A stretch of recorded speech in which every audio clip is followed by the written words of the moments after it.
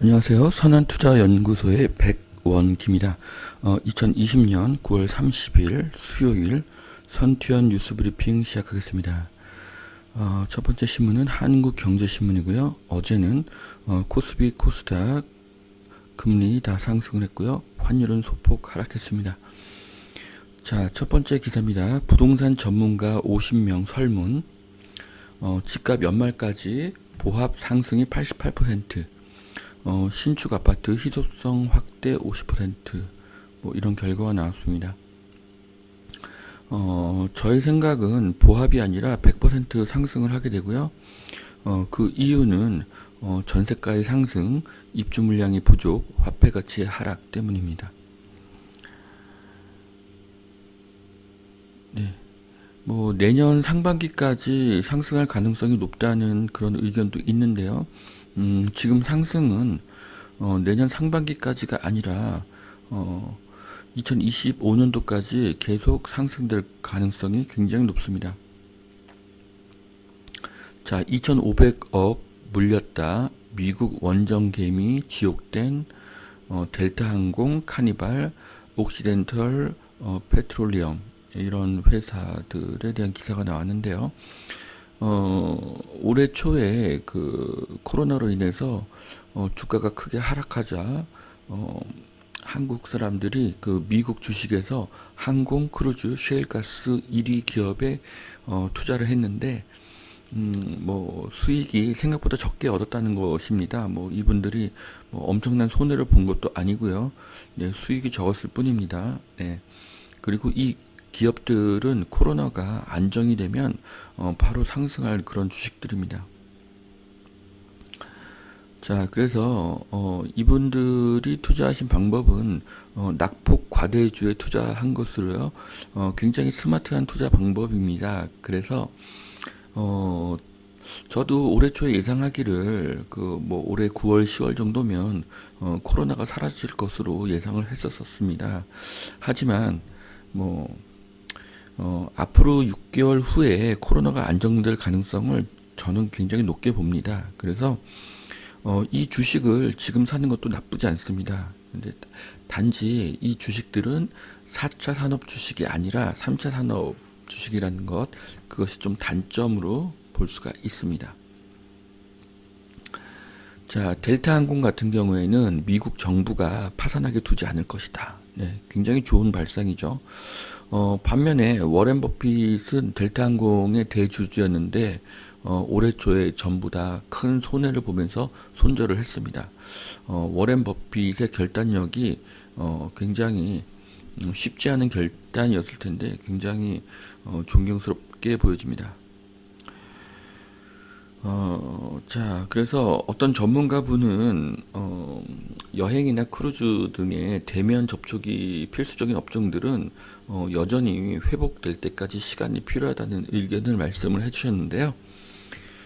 제 생각은 이분하고 틀립니다. 주가는 당장 실적이 좋아져야지 주가가 움직이는 것이 아니라 희망으로 움직입니다. 그래서 실적이 예년처럼 회복되기까지는 여전히 시간이 많이 걸리겠죠. 당연하죠. 하지만 앞으로 6개월 후에는 해외여행이 자유로워진다는 그런 확신이 생긴다면 주가는 선반영이 됩니다. 그래서 당장 내일 어떤 코로나라든지 백신에 대한 어떤 새로운 뉴스가 나온다고 하면 이 주식들은 그날 바로 상승할 가능성이 굉장히 높습니다. 자, 그래서 이것을 그 한국경제신문에서 이렇게 표로 정리를 했는데요. 실제로 보면 3월달 바닥을 기준으로 해서 봤을 때 델타항공과 카니발은 이미 소폭 상승을 했고요. 그 셰일가스 업체만 소폭 하락한 것으로 보입니다. 그래서 뭐 지옥이 아니고 제가 봤을 때는 바닥 다지기를 보여집니다. 네. 언젠가 항공과 크루즈 여행이 다시 시작되면은 주가는 반드시 회복될 것입니다. 자, 수소시장 2050년에 12조 달러의 시장이 된다고 합니다. 엄청나죠? 1경 4천조 원이라고 하네요. 미국에서도 들썩이는 수소주. 그래서 수소 발전이 있네요. 네, 수소 발전이 화력 발전을 대체할 것으로 이렇게 봅니다. 네, 그래서 골드만삭스, 맥킨지, 바클레이즈 이런 회사들이 어떤 시장을 예상을 했는데, 네, 예상치는 뭐 크게 차이가 있습니다. 네.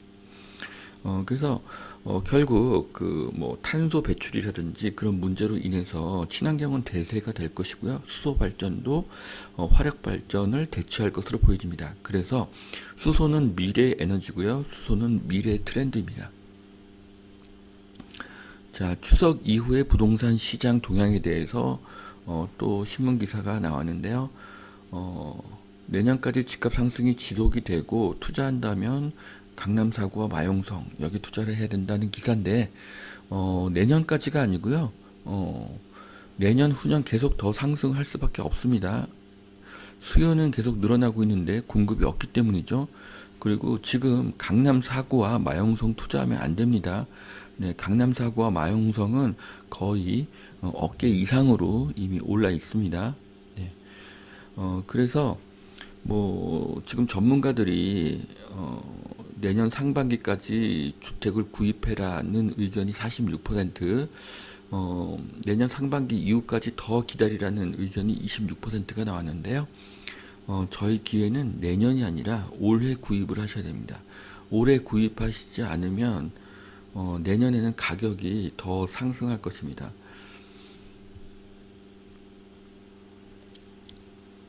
자, 그 이유는 내년 상반기에 급매가 없을 수도 있기 때문입니다. 그 이유는 뭐냐면 지금 내년 상반기가 집을 구입하기 좋은 그런 시기라는 의견에 그 근간에는 무엇이 있냐면 다주택자와 법인 사업자들이 이것을 팔 것이라는 그런 예상 때문에 그렇습니다. 그런데 집값이 급등한다면 어떻게 될까요? 집값이 급등을 한다고 하면 보유세를 내고서라도 더 견뎌보겠다는 사람들이 늘어납니다. 그러면 네, 팔지 않을 가능성도 굉장히 높다고 볼 수가 있습니다. 자, 그래서 지금 집값 상승이 언제까지 되느냐, 뭐 추석 이후에 전세가는 어떻게 되느냐, 그리고 추석 이후에 유망 지역이 어떤 지역이냐라고 이렇게 표를 만들어 보셨는데요. 좀 더 크게 보셔야 됩니다. 네. 또 추석도 생각을 해야 되지만 내년 4월에 또 지자체 선거가 있죠. 또 후년 봄에는 또 대선이 있죠. 네, 그런 것도 생각한다고 하면 앞으로 양도세에 대한 완화 정책이 나올 수도 있습니다. 양도세에 대한 완화 정책이 나오면 그때는 부동산 가격이 하락할 가능성이 있습니다. 자, 그 다음은요. 신축 아파트, 재건축, 꼬마 빌딩을 눈여겨보아야 한다. 뭐 이런 의견이 나왔는데요. 자, 신축은 너무 비쌉니다. 특히 서울 신축은 너무 비싸기 때문에 뭐 일반인들이 뭐 투자할 수 있는 그런 상품이 절대 아니고요. 네, 재건축은 가능성이 점점 희박해지고 있기 때문에 지금 투자를 권해드리지 않겠습니다. 또한 꼬마 빌딩, 이제 프라자 상가라고 하죠. 네, 이런 것들은 상가 임대차 보호법으로 지금 가치가 감소하게 됐습니다. 왜죠? 월세가 하락하기 때문이죠. 또 반면에 다가구는 괜찮은 것 같습니다. 다가구는 주택을 1주택으로 보지만 거기에 많은 그 집들을 이렇게 임대를 할 수가 있기 때문에 또 단기 임대도 가능하기 때문에 다가구의 투자 가치는 좋다고 생각합니다.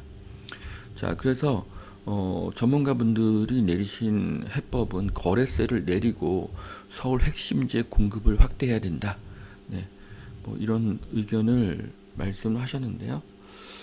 뭐 공급 대책이 지금 뭐 확실한 게 없습니다. 그래서 서울에 공급을 하려면 역세권 초고층 개발만이 답이고요. 지금 현 정부의 정책과 많이 다릅니다. 뭐 지금 거래세를 내린다든지 서울 핵심지 공급 확대, 네, 지금 재건축을 워낙 막고 있죠. 네, 그래서 지금 정책과는 많이 다른데, 근데 어쨌든 선거 때문에 양도세를 낮출 가능성이 있고요. 그렇게 되면 매물이 많이 나올 수 있습니다. 자, 제러미 시겔 와튼 스쿨 교수님께서 미국 대선 누가 이기든 내년 증시는 강세장이다. 뭐 이건 무슨 뜻이냐면, 뭐 코로나가 이제 약화가 되면서 이제 유동성이 증시에 강력한 영향을 준다는 것이죠. 네, 그래서 저는 이제 코로나가 안정이 된다고 하면 주식과 부동산의 어떤 엄청난 폭발적인 상승이 있을 것으로 보여집니다. 자, 테슬라 주식 5년 더 보유할 가치 있어. 나는 개미들의 광팬이다. 네, 일론 머스크가 이야기를 했죠. 네. 일론 머스크의 꿈이 미래를 바꾸기를 기대를 하고요. 세상은 혁신으로 변화를 하게 됩니다. 그래서 어떤 그 자동차에서도 만들지 못한 이 전기차의 시대를 머스크가 열었다는 점에 대해서 굉장히 칭찬을 하고 싶습니다. 자, 삼성 다시 스마트폰 1위 화웨이와 격차 확 벌렸다. 네.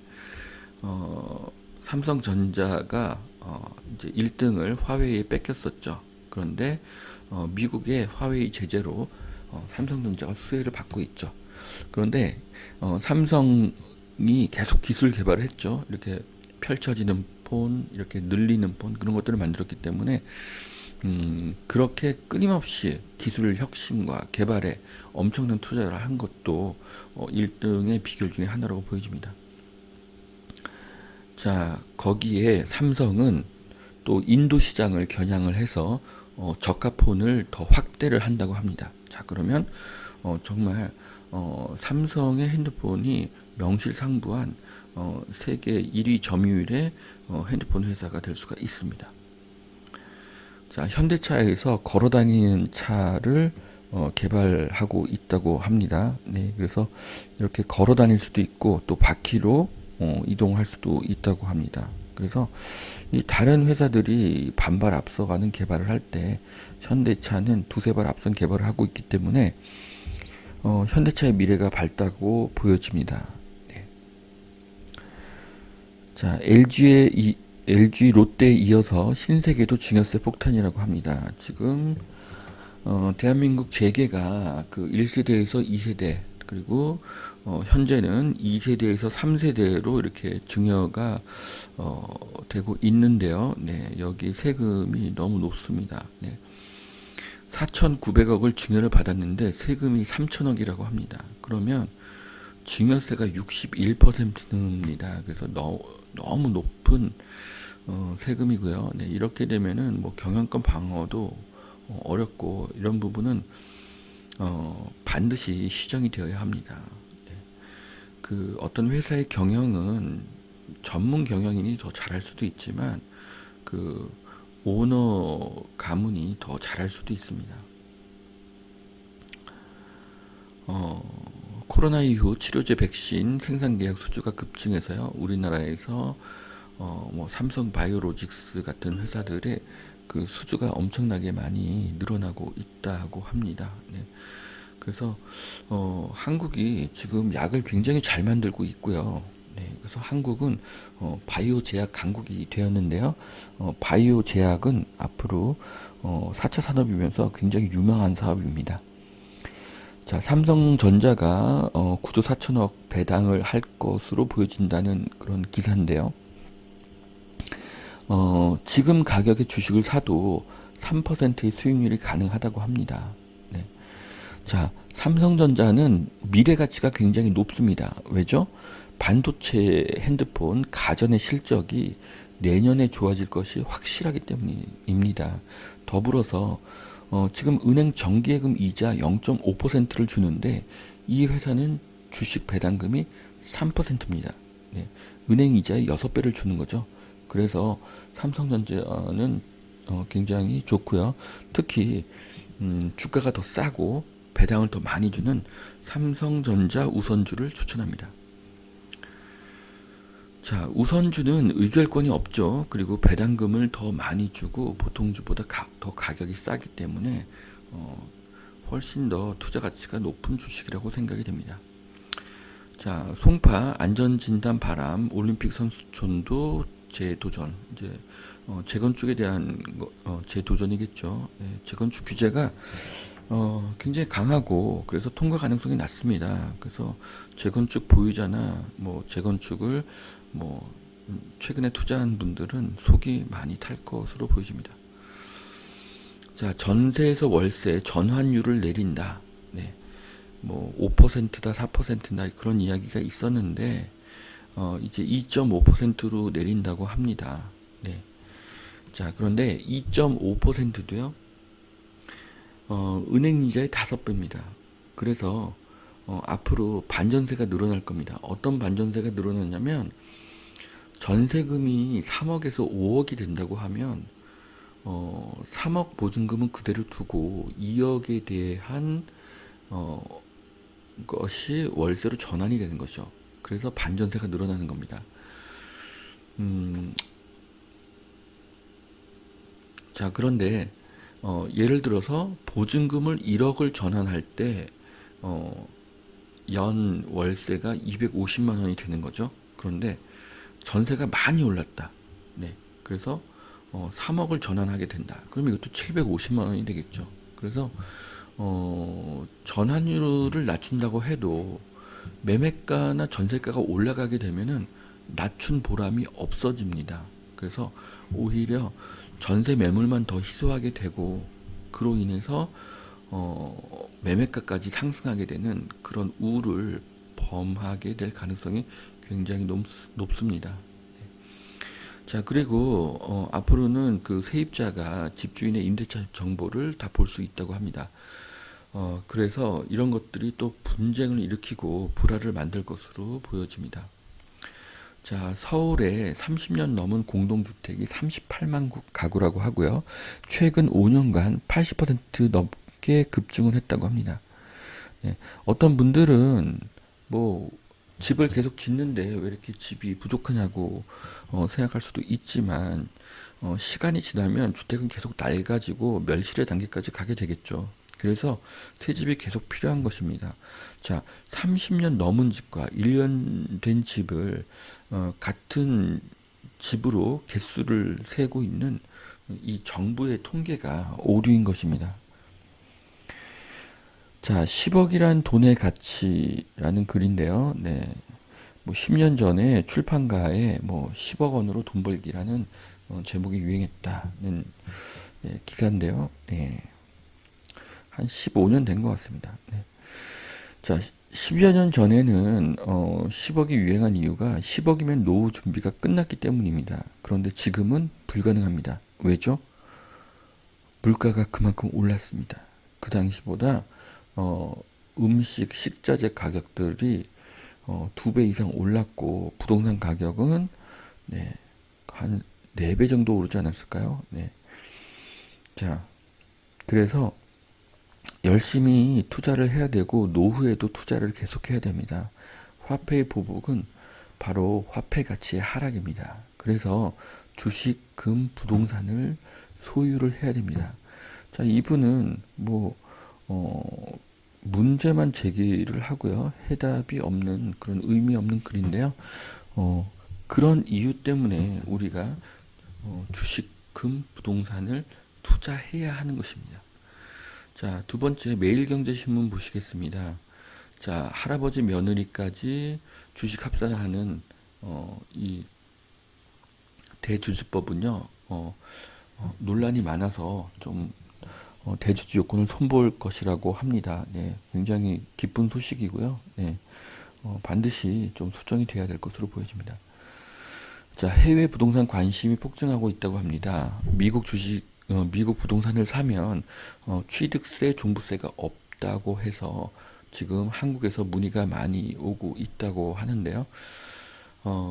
지금 이 글을 읽어보면은 미국 부동산을 취득하는 방법에 대해서 또 대출받는 방법에 대해서 자세하게 설명이 나와 있죠. 그래서 앞으로 미국 부동산 투자의 붐이 불 것으로 보여집니다. 자, 글로벌 소부장 강국의 길. 자, 일본이 핵심 소재의 수출 규제를 했더니 이것이 한국에는 이제 그 굉장히 좋은 효과를 보게 됐다는 것입니다. 네, 그동안 개발 안 하고 그냥 수입해서 쓰던 것들이 자체 개발하게 되니까 또 좋은 영향이 됐다는 것인데요. 어, 이렇게 소부장의 경쟁력과 자금률이 올라가는 것은 한국에는 굉장히 좋은 일입니다. 그리고 한국은 전 세계에서 드물게 제조 강국입니다. 이것이 한국의 강력한 힘이고요. 이것이 한국의 미래가 밝은 이유입니다.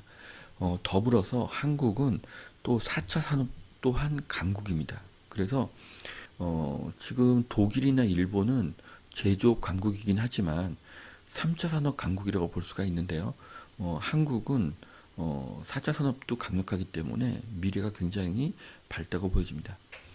자, 에어 부산이 김해에서 칭다오 운항을 재개한다고 합니다. 그래서 항공 운항이 조금씩 늘어나고 있다는 것은 굉장히 좋은 소식입니다. 자, LG에서 인공지능 세탁기를 만들었다고 하는데요. 앞으로는 대부분의 가전제품이 이런 식으로 인공지능을 탑재할 것입니다. 네. 연휴 기간 동안에, 추석 연휴 기간 동안에 해외 증시의 체크 포인트들이 굉장히 많네요. 네. 이런 것들을 보면은 이제 증시에 크고 작게 영향을 미칠 그런 이슈들인데요. 연휴 기간 중에 주가에 영향을 미칠 요소는 여러 개가 있습니다. 그런데 앞으로 10년 동안 오를 주식, 그리고 앞으로 10배 오를 주식을 발굴해서 우리가 투자를 한다고 하면 주가가 크고 작게 출렁이는 것에 크게 영향을 받지 않을 것으로 보여집니다. 자, 증권사가 추석 동안 이렇게 유튜브로 온라인 강의를 한다고 합니다. 삼성증권에서 한다고 하는데요. 네, 굉장히 좋은 내용이 많을 것 같습니다. 자, 속도내는 일기 신도시 리모델링. 네, 자, 재건축이 지금 막히니까 리모델링이 대세가 되고 있는데요. 이 트렌드는 앞으로도 계속될 것으로 보여집니다. 자, 7.10 대책 이후 쏟아진 민원, 네, 한 달간 3만 건으로, 네, 12년치에 육박한다는 거죠. 네, 한 달에 3만 건이다.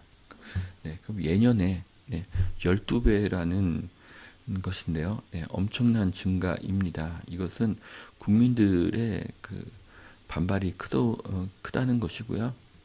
음, 또 선거가 있기 때문에 이 분노한 민심을 달래주는 완화책이 나올 수도 있겠죠. 그래서 내년 4월에 지자체 선거나 후년에 대통령 선거 또 전에 또 어떤 정책 변화가 있을 수도 있다고 예상을 해봅니다. 자, 알짜 둔촌 주공서도 추첨제 청약 로또, 네, 이런 기사가 나왔고요. 자, 그 다음에 어제 김포국제공항이 엄청나게 붐비고 있네요. 네. 뭐 예년에 비해서는 뭐 한 7, 80%라고는 하지만 그래도 올해 3월에는 공항이 텅텅 비었었는데요. 그에 반해서는 코로나의 공포가 많이 사라진 것으로 보여집니다.